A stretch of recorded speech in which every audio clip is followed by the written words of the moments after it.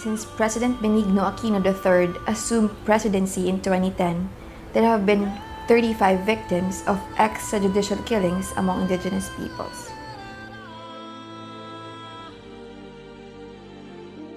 These victims were involved in collective actions defending their ancestral lands against mining operations, agribusiness plantations, and other development projects.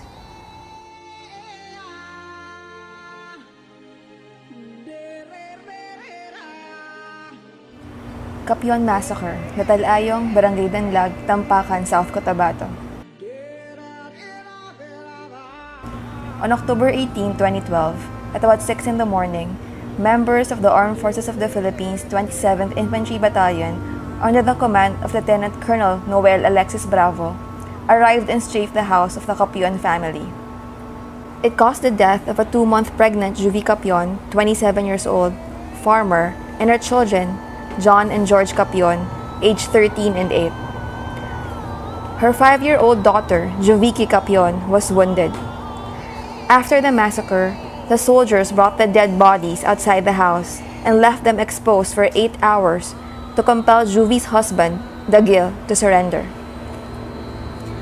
Dagil Capion is a tribal leader who led his community in waging tribal war against the mining operations of Extrata SMI that land-grabbed their ancestral territories. Summary execution of Rudy and Rudy Recdejos, Santa Cruz, Davao del Sur. On the morning of February 27, Rudy and Rudy Recdejos were working on their farms near their residence.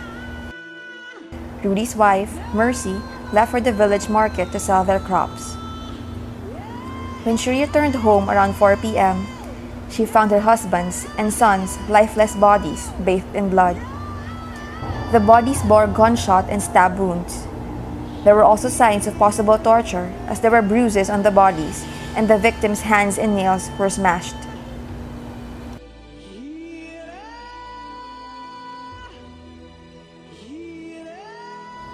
Summary execution of Totong Mabinsi, Datu-Laak, Compostela Valley. On July 22, Totong's body was found in Kibuntayan River in the village of Datu Davao, Laak Town, and Compostela Valley Province. Lina, his wife, said Totong just went out to hunt for wild boars on that day. During Totong's wake, 6 soldiers came. They talked to his brother, and one of them admitted that they killed Totong by mistake.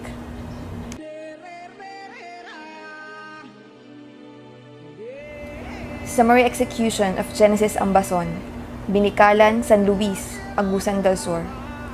On September 13, at around 8 p.m., Genesis Ambason was with 4 other companions on their way to Binikalan village to mine and buy gold. Genesis had with him 18,000 pesos. They had not rested long when they heard footsteps hurrying towards their direction. Ambason shined his flashlight on the direction of the footfall, and suddenly, they were fired at. The next day, at around 6 a.m., Datu Amay, the tribal leader in Sitio Tambo, went to the site and found Ambason's body some 130 meters away from the detachment of the 26th Infantry Battalion of the Philippine Army. His teeth were all gone, and his head was soft, appeared smaller, and was unrecognizable. Before his death, Genesis was the Secretary General of Tagdumahan that resists the entry of large-scale mining in their ancestral lands. Tagdumahan had been tagged as a communist front by the military. Extrajudicial killing of Jimmy Liguyon, Barangay Dao, San Fernando, Bukidnon. On March 5, 2012, at about 6:30 in the evening, Jimmy M. Liguyon, Barangay Captain of Barangay Dao, San Fernando, Bukidnon, was shot dead outside his residence by Aldi Salusad, also known as Butchoy. Alde Butchoy Salusad is the leader of a military-backed paramilitary group NIPAR, or the New Indigenous Peoples Army for Reform, that operates in San Fernando, Bukidnon.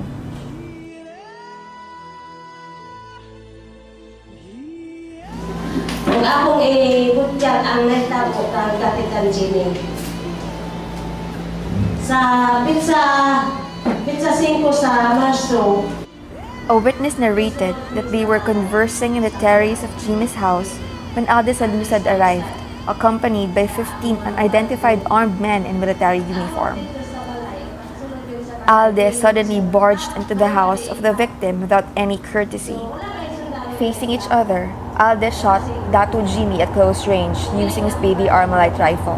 He shot Datu Jimmy in the chest. He died instantly.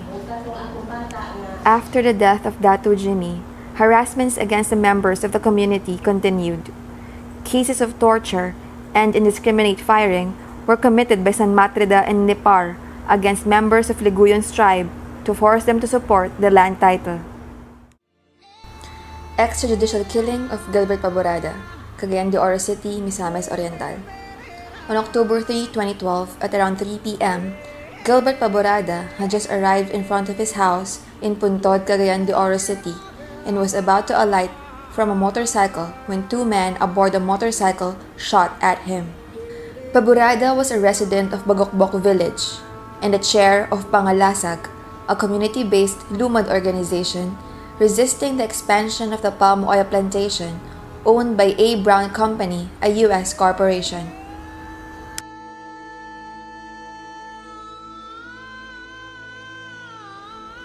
In another incident, another lumad leader quoted A. Brown Company representative Rafi Magbanwa as having threatened Gilbert to stop with his campaign or he might regret what happens to his life.